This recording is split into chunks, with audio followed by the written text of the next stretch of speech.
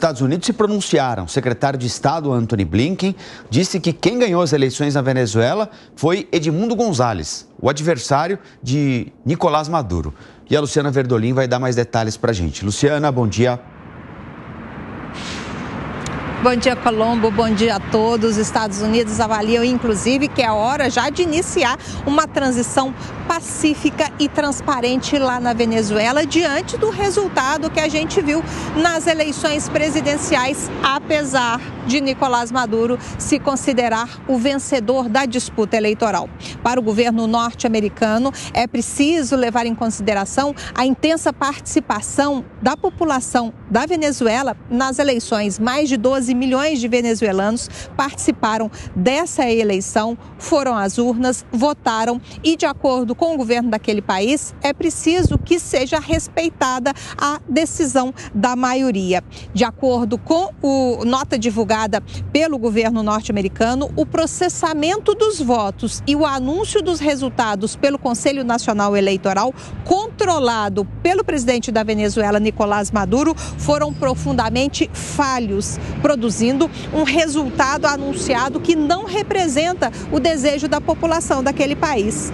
A rápida declaração de Nicolás Maduro como vencedor da eleição presidencial veio sem nenhuma evidência de apoio. A gente separou, inclusive, um trecho da nota que foi divulgada pelo governo norte-americano que diz o seguinte: o Conselho Nacional Eleitoral ainda não publicou dados desagregados ou nenhuma das folhas de contagem de votos, apesar dos repetidos apelos dos venezuelanos e também da comunidade internacional, como relatou a missão de observação internacional e independente da Carter Center. A falha do Conselho Nacional Eleitoral em fornecer os resultados oficiais em nível de distrito, bem como irregularidades ao longo do processo, retiraram qualquer credibilidade do resultado anunciado pela Venezuela.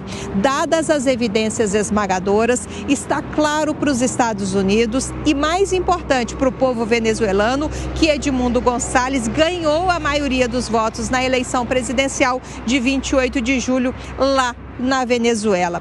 Vale ressaltar que ainda há uma grande pressão internacional para que Nicolás Maduro publique as atas. Inclusive o Brasil, que ainda está meio em cima do muro, não criticou a questão envolvendo as supostas falhas que a gente viu no último domingo lá na Venezuela. Tanto o Brasil quanto vários outros países estão cobrando veementemente a publicação dessas atas para se encerrar o assunto. A diplomacia brasileira trata a questão com muito cuidado. Aqui no Palácio do Planalto, a avaliação também é de que é preciso esperar as atas para antes se posicionar oficialmente, apesar do presidente Lula já ter declarado que não viu nenhuma falha grave nas eleições daquele país.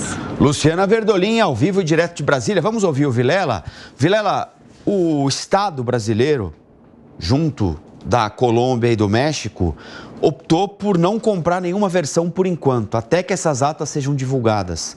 Nem de que a vitória é da oposição e nem de que a vitória é de Nicolás Maduro. Os Estados Unidos não. Os Estados Unidos disseram: reconhecemos a vitória de Edmundo González e que comecem a transição pacífica, rápida.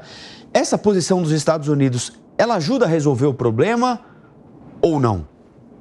Olha, Colombo, ela é uma posição pelo menos mais coerente. Se vai ajudar a resolver o problema, aí são outros 500. Até porque uma situação como essa, um posicionamento como esse, que Brasil, Colômbia e México colocaram, ele só tem validade, só tem valor se, caso não haja a apresentação das atas, os três países aí sim tomem uma posição contrária. O que eu não acredito que vai acontecer. O Brasil, especialmente, ele tem adotado, ao longo dos anos, uma posição de absoluta subserviência em relação àquilo que esse regime ditatorial de Nicolás Maduro, ele vem se colocando para os venezuelanos e também se colocando no cenário internacional. Em todas as falas, em todas as manifestações que o governo brasileiro faz, são manifestações que, em geral, apontam para uma conduta pouco rígida em relação aos preceitos democráticos que costumeiramente são desrespeitados pelo regime venezuelano. Então eu vejo que, nesse sentido, falta ao Brasil adotar uma posição que seja uma posição condizente com o seu histórico de defesa dos direitos humanos e defesa da democracia. Caso contrário, mais uma vez, a Venezuela continuará com o seu regime ditatorial que perdura por mais de 20 anos.